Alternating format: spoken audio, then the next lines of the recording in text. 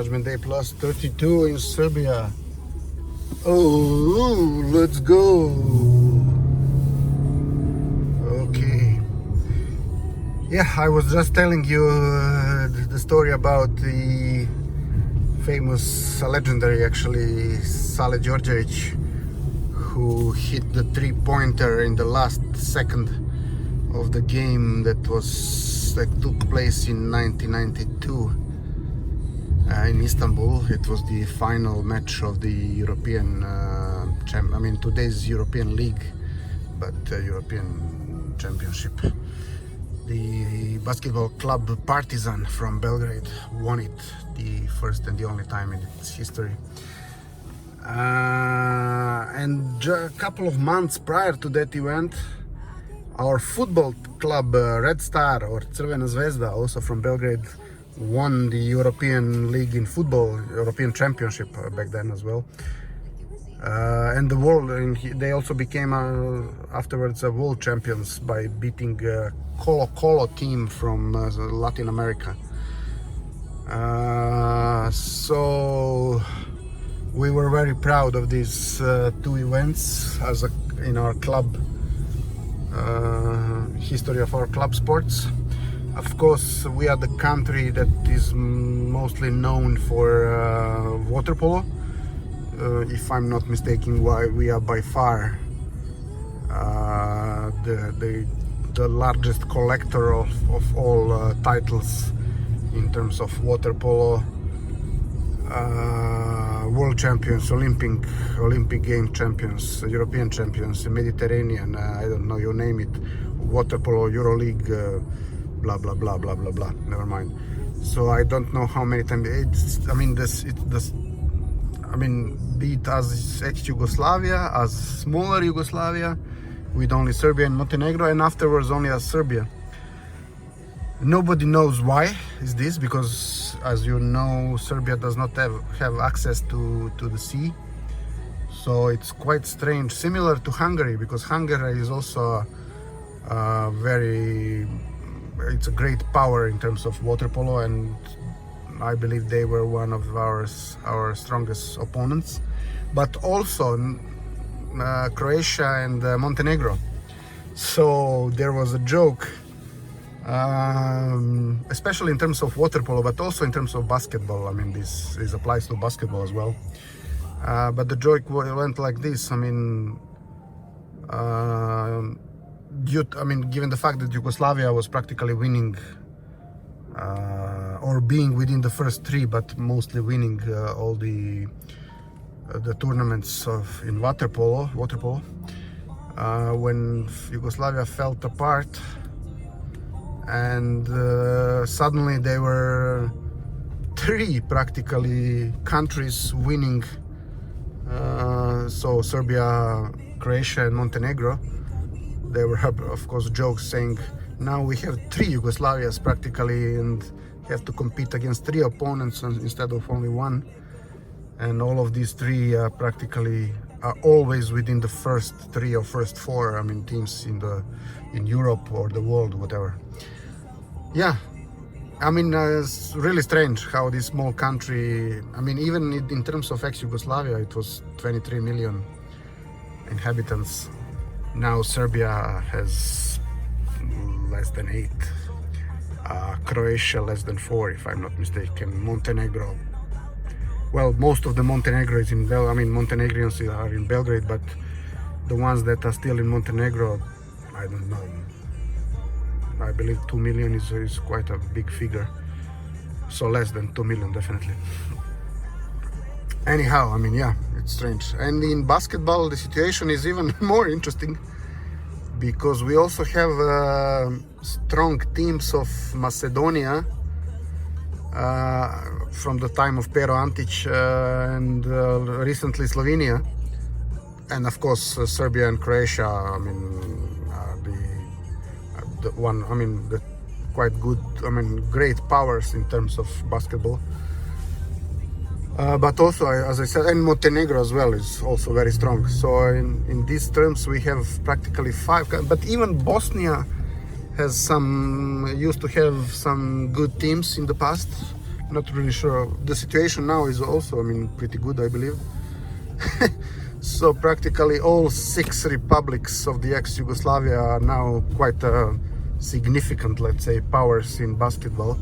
Let's see what is the situation in front of Lidl. Oh, well, it's, yeah, there is no point of going to Lidl, definitely. Okay, this was the story about basketball, water polo, football as well.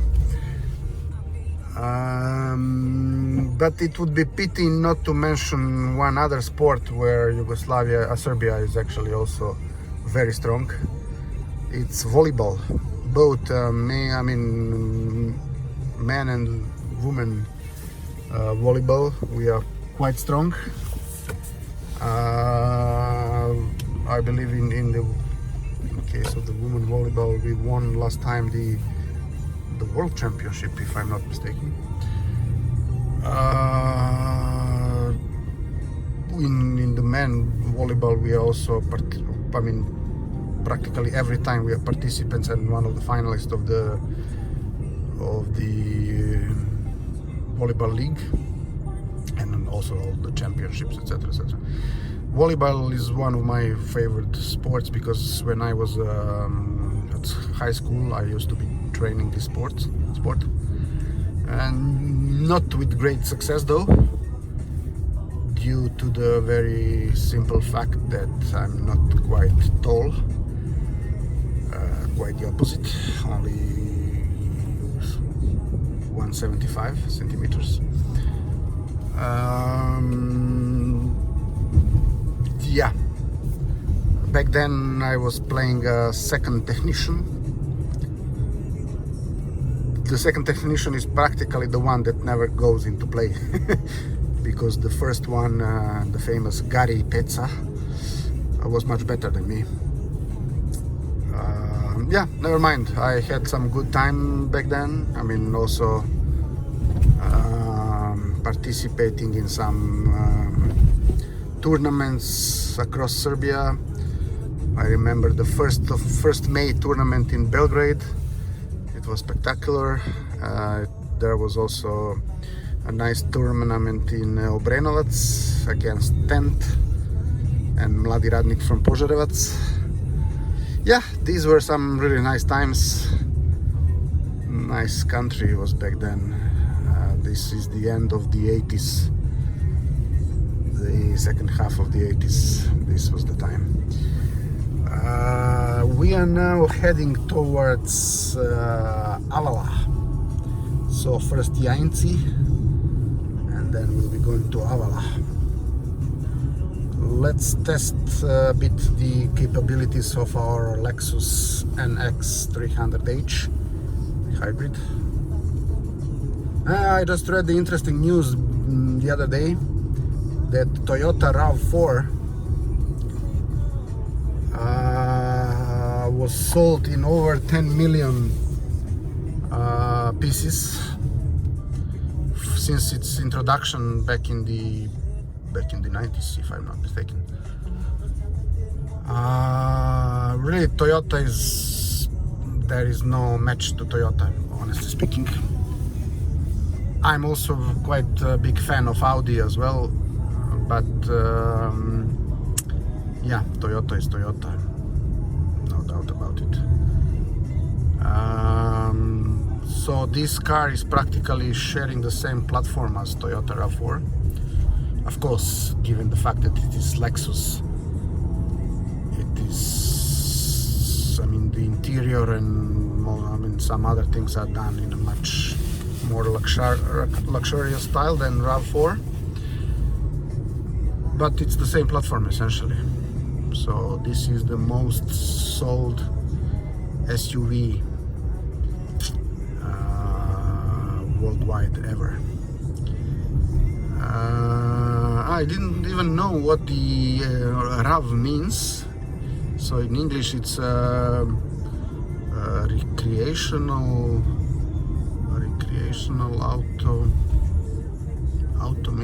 autonomous vehicle or something, automated vehicle. I don't really know what I cannot recall what the A stands for. And then 4 is practically to mark four-wheel drive. To me, it was quite a stupid name. I mean, RAV4.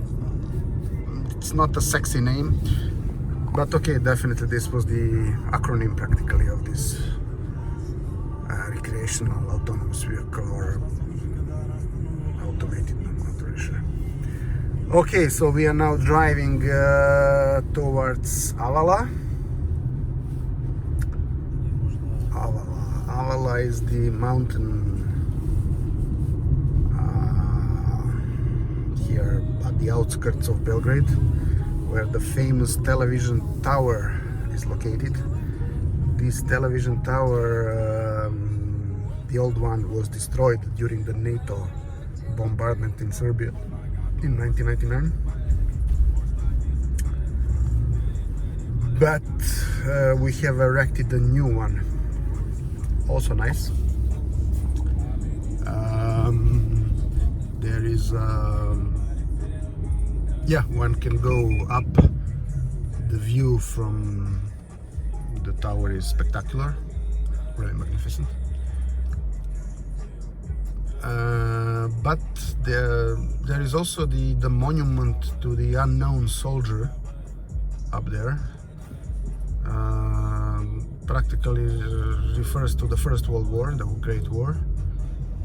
Practically to all the unknown soldiers that have sacrificed their lives in this glorious moment of Serbian history.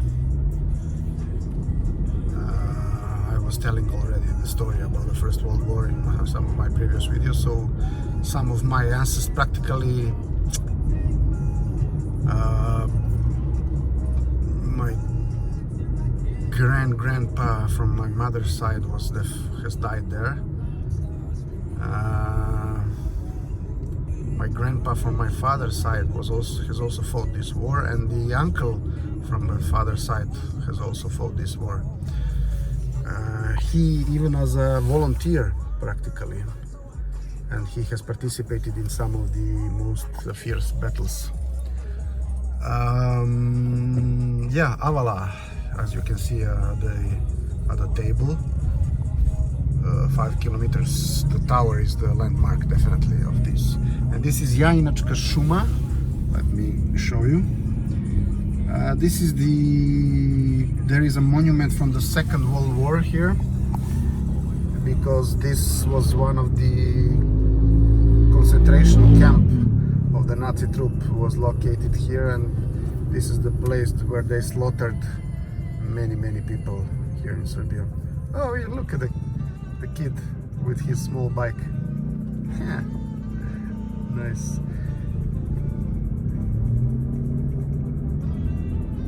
Yeah, the tower is there. You can see it now very well.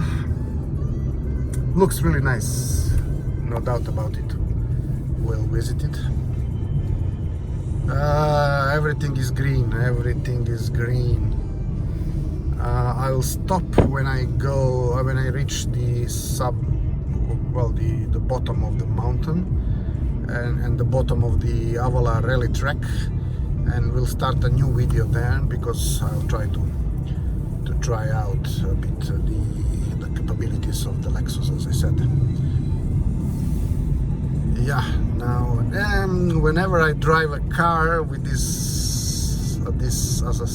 such a nice day, sunny day, I kind of regret that I'm not driving my scooter.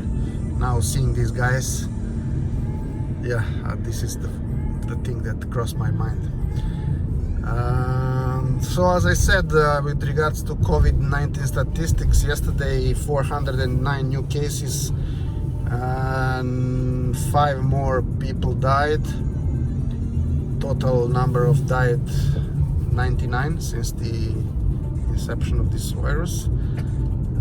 Total number of infected persons in Serbia close to 5,000. According to our main epidemiologists and virusologists, we have the things under control, with the exception of 2 cities Niš and Požarevac, where we are still struggling to get the things under control. In Požarevac, it's probably because of the fact that this area is mostly populated with the so-called gastarbeiters, so people that went to work temporarily in the countries like Germany, France, Italy, Sweden, Switzerland, etc., but and essentially never returned, and they, or sometimes they return as the pensioners only.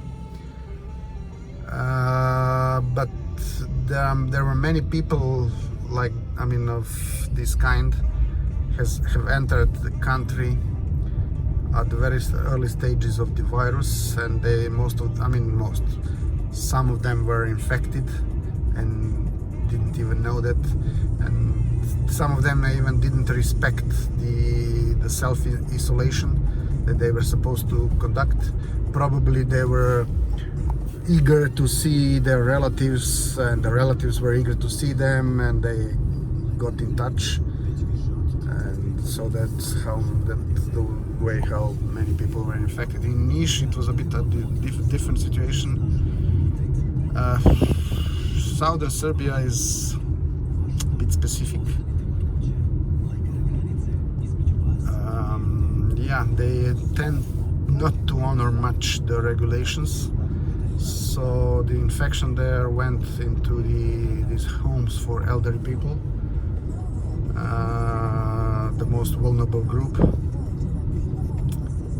And because of this, the relatives of the old ones, they wanted to see them at any cost.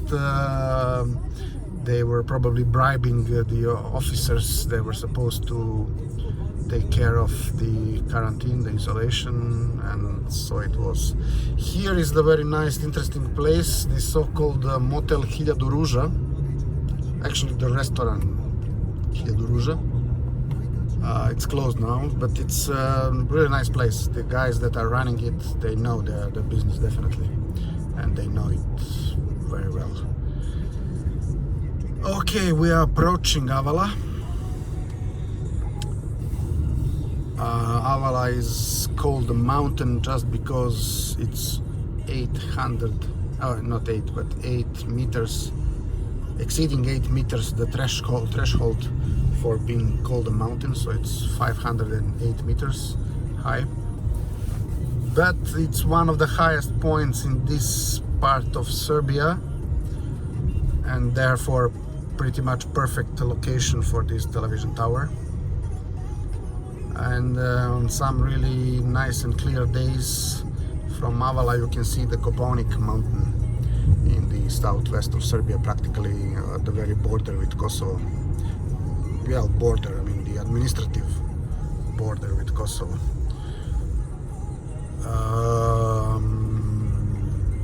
Yep. Quite a lot of cars, quite a lot of people on the streets. Yeah, everybody's okay, red light. Everybody's preparing for the longest quarantine so far, that will be lasting for you can see the tower now, lasting for 84 hours from tomorrow 5 p.m. until Tuesday 5 a.m. So the entire Orthodox Eastern will be celebrated in the quarantine, in the curfew, or the police hour as we call it. Yeah, okay, it is what it is.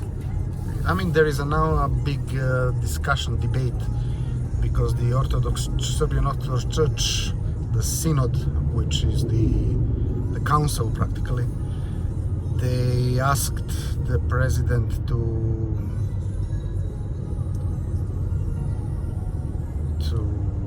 relax these measures for 5 hours during Easter, so as for all the believers to be able to attend the liturgy. And of course this was not accepted well by the experts with regards to virus, I mean the epidemiologists. So we'll see what will be. I believe, the decision will not be taken to do it like that, because then many other attempts to hold the virus will be practically thrown into water. And now we are reaching the crossroad, which is marking the beginning of the Avala rally track. This is it. Okay, bye for now, and talk to you very soon.